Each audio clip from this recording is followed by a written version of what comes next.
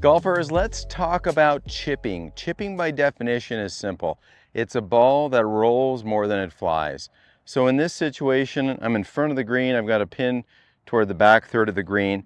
And at the golf school, I always say putt when you can putt. Well, for this little video, I'm going to talk about chipping, but this is closely mown. You could hit this with a putter. Now, if your preference is chipping, let's talk about how we are going to use your educator to help you develop a very reliable face to the ball relationship so you can get decent speed and great line. Now, when I set this on for chipping, I put it in a very neutral condition so the educator is pretty much matching vertically the grooves on the face. So important to do that. We do not really want a situation where we have the educator in a ball striking position for a lot of forward lean. We want to have a pretty neutral position with the educator, so vertical. I've got it in the black and black hash marks on the educator, 90-degree position, tightening it down gently so it's fairly snug.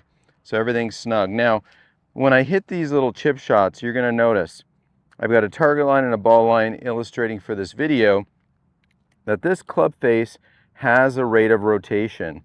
The face is pointed at the target, but as I move the golf club, now the face is gently pointing over to away from me, back toward the target, and then behind me. So this little rate of rotation is important. Oftentimes people that struggle, they have wide stance, ball back, and then they try to make the face go straight back and straight through. That's the hardest thing to do, and reason why people have unreliable ball speed and get nervous when they chip or hit pitch shots. So keys to this: narrow stance, golf ball sort of in the middle of that narrow stance. You really can't go wrong if you have a narrow stance and the ball in the middle. Now here's a motion where I'm going to choose a speed to let the club collide with the ball and let the ball respond. So if I hit this closely, that'd be lovely.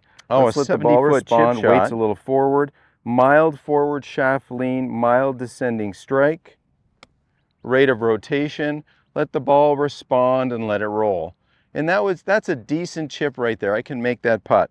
So what I want you to recognize is you develop your skills chipping, that we don't have to have excessive forward lean. What's great about the educator is once you have it in place, forward leaning the shaft excessively doesn't feel correct. So there's a nice looking place with which to swing the club with decent rate of rotation so you can have a clean strike and not get fidgety over these shots, because so many people are apprehensive and nervous hitting chip shots because their fundamentals are poor, and when and if they don't even know they're poor, they struggle. So narrow stance, weight bias a little forward, fractional forward lean, and what you're trying to work on is this sense of a little bit of swing, gentle rate of closure that has this closing sensation to and through a golf ball. Let's hit another little chip shot, maybe just a little harder, a little bit more swing that gathers the ball. So there's another one. It's just inside the previous. Quite a nice little chip, and that's a long chip. That's a 70-footer.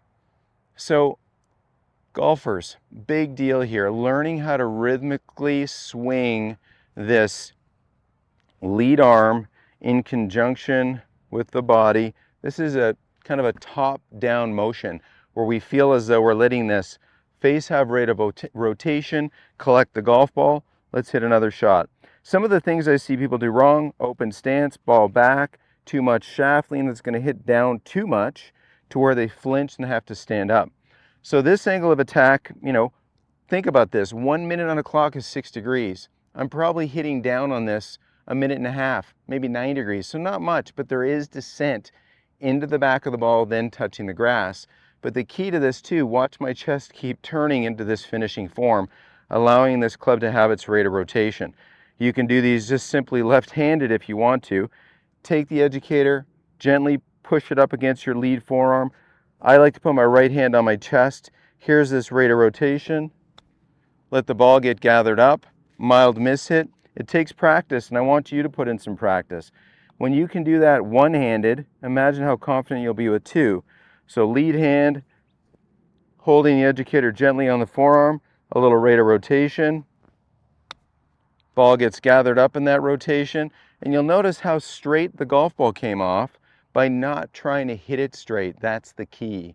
You set up for success with a golf ball in the middle of a narrow stance, weight bias left, and then when you have two hands on there, just gets so much easier. Gently push that educator toward that lead arm.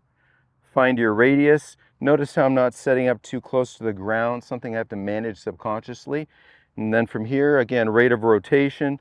Choose the energy that's going to inspire the ball to move. Let that chest keep rotating.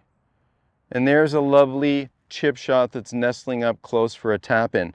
So whether these are 70 footers or barely onto the green little chip shot that rolls, say 20 feet or so, the same little sensation, rate of rotation, commitment with our pivot, those are effective shots that with the certainty the educator gives you, you are going to do fantastic letting the ball get in the way of the club as it was designed to move.